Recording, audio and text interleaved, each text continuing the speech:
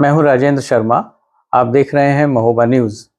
Mahoba news के दर्शकों को आज हम एक विशिष्ट व्यक्तित्व से मिलवाने जा रहे हैं। एक ऐसे छात्र हैं जिन्होंने पीसीएस यूपी पीसीएस एग्जामिनेशन में सफलता हासिल की है और ये हैं विपिन मिश्रा। विपिन मिश्रा जी, आपको बहुत बहुत बधाई इस एग्ज़ाम में सफल होने के लिए। तो हम जानना चाहेंगे कि जो पीसीएस एग्ज़ाम है, आपने इसके लिए बड़ी मेहनत की होगी। जी कैसे आपने इसको हासिल किया, इस मुकाम को? सर, देखिए एक लॉन्ग जर्नी रही है।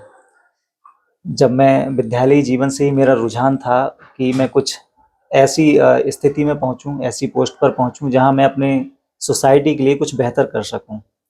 अपना बुंदेलखंड क्षेत्र काफ़ी पिछड़ा रहा है, तो इस दृष्टिकोण से मैंने वो समस्याएं देखी हैं। मैं ग्रामीण परिवेश से आता हूं। मेरा ग्राम बसरिया जिला महुआ में ही पड़ता है। तो मैंने देखा है कि लोग किस तरह की चुनौतियों से जूझते हैं, प्रशासनिक मशीनरी का उनमें कहाँ पर कमी रह जाती है या किस तरह से उनका योगदान होता है। मैंने वो चीज़ें महसूस की हैं कि एक प्रशासनिक पद पर पहुंचकर ही इन चीज़ों में बेहतर योगदान दिया जा सकता है। तो अपनी एजुकेशन में मैंने हमेशा टारगेट रखा कि मैं आगे चलकर किसी प्रशासनिक पद पर पहुंचूं अच्छी जगह, और देश के, समाज के और अपने प्रदेश के विकास में योगदान दे सकूं। कहते हैं कि ये कहा जाता है प्रायः कि बड़े शहरों में लोग पढ़ते हैं, दिल्ली में, इलाहाबाद में या कानपुर में पढ़ कर के वहीं से एग्ज़ाम निकालते हैं, क्योंकि वहाँ से कोचिंग की अच्छी व्यवस्थाएं रहती जी हैं। जी। आपकी प्राथमिक शिक्षा और बाकी शिक्षा कहाँ कहाँ से हुई हैं, थोड़ा जानना चाहेंगे? देखिए, मेरी क्लास 5th तक मैंने अपने गांव से ही एजुकेशन ली। फिर गांव कौन सा गांव आपका? मेरा ग्राम बसरिया, थाना महोबखंड, जिला महोबा पड़ता है। इसके पश्चात मैं डिस्ट्रिक्ट मुख्यालय आ गया महोबा में, और 6th से लेकर 8th तक मेरी शिक्षा सरस्वती शिक्षा सदन विद्यालय से हुई।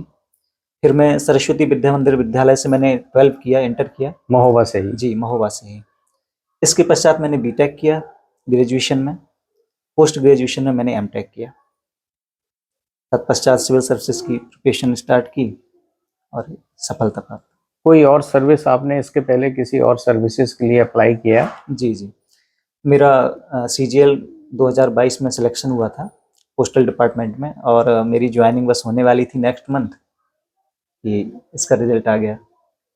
तो पीसीएस को आपने ये मुकाम हासिल करने के लिए जी आपकी जो शिक्षा रही, आपने बीटेक किया, एमटेक किया, जी। तो क्या बीटेक एमटेक के साथ साथ ही तैयारी करते रहे आप, या आपने इसके लिए अलग से कोई कोचिंग, कोई कोर्स कहाँ पर किया कुछ? दरअसल बीटेक और एमटेक टेक्निकल लाइन है और प्रतिस्पर्धी लाइन है, प्रोफेशनल है, तो वहाँ इतना समय नहीं मिल पाता था मुझे। हालांकि मैंने एमटेक के दौरान लक्ष्य बनाया कि अब मुझे सिविल सर्विसेज में जाना चाहिए, क्योंकि मेरा रुझान हमेशा से रहा। लेकिन मैंने प्रिपरेशन एमटेक के दौरान शुरू की, जब लास्ट ईयर में था मैं। इसके पश्चात ये 2 साल हुए हैं मुझे, 21 में मेरा फिनिश हुआ, और फिर मैंने मनोयोग से इसको दिया और आज सफलता प्राप्त हुई है। तो आपने कहीं कोचिंग किया है इसके लिए, या घर पर ही रह करके नहीं, आपने? मैंने सेल्फ स्टडी किया। तो कितना घंटे आपने रोज इसके लिए मेहनत किया? मुझे लगता है कि जैसा मैंने स्ट्रेटजी फॉलो की है कि 8 से 10 घंटे अगर आप रेगुलर बेसिस पर पढ़ते हैं, तो इस एग्ज़ाम को बेहतर तरीके से क्लियर किया जा सकता है। क्या क्या सब्जेक्ट थे आपके इसमें? इसमें जीएस के 4 पेपर रहते हैं, 2 यूपी स्पेशल थे जो इसी वर्ष से आए हैं, और इसके साथ निबंध रहता है और हिंदी। ऑप्शनल सब्जेक्ट कोई? ऑप्शनल सब्जेक्ट्स नहीं है, नहीं है इस बार हटा दिए गए हैं, ये उत्तर प्रदेश स्पेशल आ गया। अच्छा। जी। तो ये जो इसका माध्यम था वो इंग्लिश था या हिंदी था? मेरा माध्यम हिंदी रहा है। कोई भी माध्यम चूज कर सकते हैं जी इसमें, जी हिंदी या इंग्लिश में। कहा जी। जाता है कि हिंदी में थोड़ा कठिन होता है, तो ऐसा महसूस हुआ क्या? मुझे लगता है कि ऐसी मान्यता पहले रही है, पर अब परिस्थितियां परिवर्तित हुई हैं और योग्यता को महत्व दिया जा रहा है।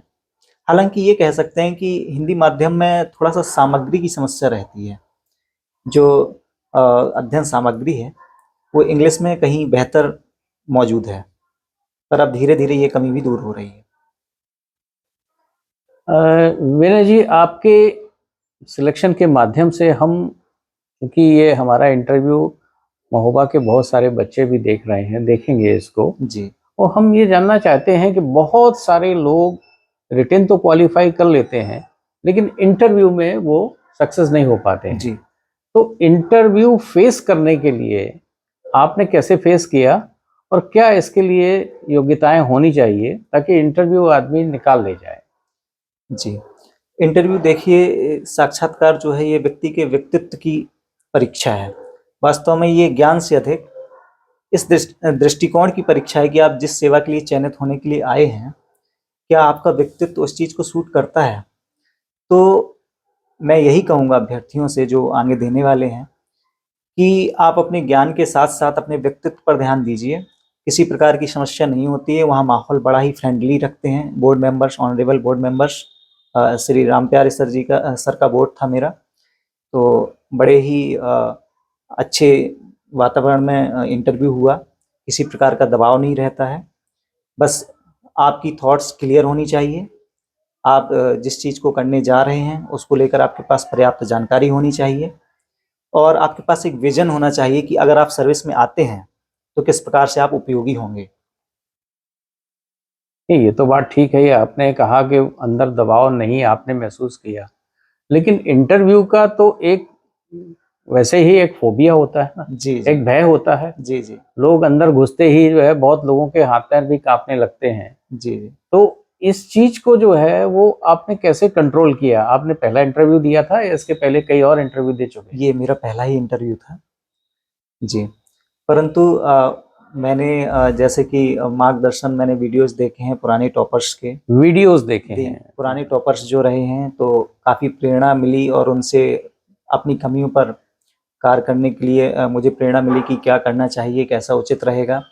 जब हम इंटरव्यू देने जा रहे थे, तो श्री संजय श्रीनेत जी जो हैं, अध्यक्ष हैं, चेयरमैन हैं, तो उन्होंने बताया कि देखिए, हमने भी इस बात को संज्ञान में लिया है कि किसी प्रकार का दबाव ना रहे विद्यार्थियों पर, अभ्यर्थियों पर, और आप लोग चूँकि प्रशासन में आने वाले हैं, तो अपने ऊपर नियंत्रण रखिए और आपकी जो नॉलेज है, जो आपका व्यक्तित्व है, उसे प्रदर्शित कीजिए, क्योंकि हम चाहते हैं कि ऐसे कैंडिडेट आएँ, जो अपने आप को डिफाइन कर सकें कि मैं क्या हूँ, किस तरह से योगदान दे सकता हूँ। तो मैं कहूँगा कि स्वयं पर आत्मविश्वास बहुत ज़रूरी है। तो पीसीएस में सिलेक्शन के बाद आपका पद निर्धारित हो गया है? किस पद के लिए आपको चयनित किया गया है? जी, जी। किस पद के लिए? मुझे असिस्टेंट कंट्रोलर लीगल मेजरमेंट के लिए चयन हुआ है मेरा। तो इसके लिए अब आप कब ज्वाइनिंग होगी आपकी? अभी तो ये प्रक्रिया प्रारंभ होगी कि कब तक नोटिफ़िकेशन आएगा, अभी कुछ सूचना नहीं है। वेरिफिकेशंस वगैरह होंगे। जी, जी। तो इस सफलता का श्रेय किसको देना चाहेंगे? देखिए, सफलता मेरी स्वयं की नहीं है, माता-पिता का इसमें बड़ा योगदान रहा है, त्याग रहा है। मेरे मित्र, मेरे परिवार का पूरा योगदान रहा है। मेरे कुछ 1-2 मित्र हैं, जैसे हम एक मित्र का नाम ज़रूर लेना चाहूँगा, श्री पीयूष सिंह जी हैं। उनका बड़ा योगदान रहा है, उन्होंने मुझे समय-समय पर गाइडेंस दिलाने में और तमाम चीज़ों में सहायता की है। मेरा परिवार हमेशा साथ रहा है। मेरे पिता श्री सुभाष चंद्र मिश्र जी, माता श्रीमती रामसिया देवी जी, उन्होंने बड़ा त्याग किया है, और मेरे गुरुजन, जिन्होंने मुझे इस इस जगह तक पहुँचने के लिए प्रेरित भी किया और मेरे व्यक्तित्व को गढ़ा, मैं उनका भी बड़ा आभारी हूँ, और बाकी ईश्वर की कृपा। कोई मेंटर आपके जीवन में? विशेष तौर पर तो मैं किसी का नाम नहीं लेना चाहूँगा, परंतु सभी का योगदान रहा है समय-समय पर। तो ये थे विपिन मिश्रा जी, जिन्होंने प्रोविंशियल सिविल सर्विसेज एग्जामिनेशन को क्वालिफाई करके महोबा का नाम रोशन किया है। बहुत बहुत बधाई आपको पुनः एक बार, जी, और शुभकामनाओं के साथ शुक्रिया। आप देखते रहिए महोबा न्यूज़।